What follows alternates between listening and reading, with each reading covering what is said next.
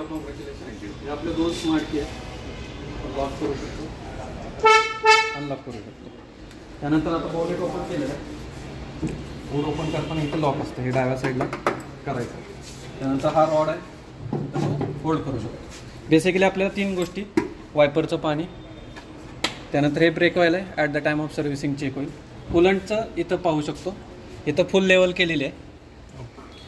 Oil check करताना हे जोरात खेचलं, इथं तुम्हाला दोन डॉट दिसतात. हे दोन डॉटच्या लेवल, इथं एफ लिहिलं, इथं लो लिहिलं आहे. एफ लेवलला असतो, गाडी चालू केल्यामुळे ते इंजिन ऑइल वर आलेलं आहे. ह्या डॉटच्या खाली गेलं की सर्व्हिसिंग शेड्यूल किंवा ऑइल कमी असल्याचं आपल्याला कळू शकतं. हे रेडिएटरचं पाणी असतं, हे at the time of servicing, dry maintenance battery आणि तो फ्यूल लॉस, ते पण सर्व्हिसिंगला चेक होईल. फक्त आपल्याला तीन गोष्टी, वायपर पाणी, ऑइल चेक आणि कूलर.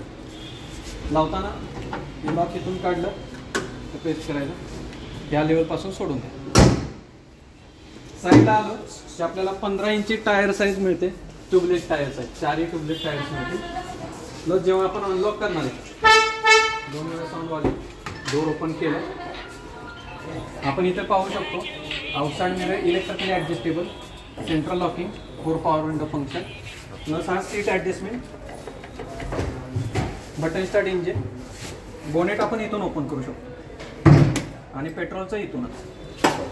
प्लस स्टील स्टेरिंग आहे, वर खाली करू शकतो. Steering audio controls, service controls. त्यानंतर रिअर साईडला एक रिअर एसी व्हेंट, जो की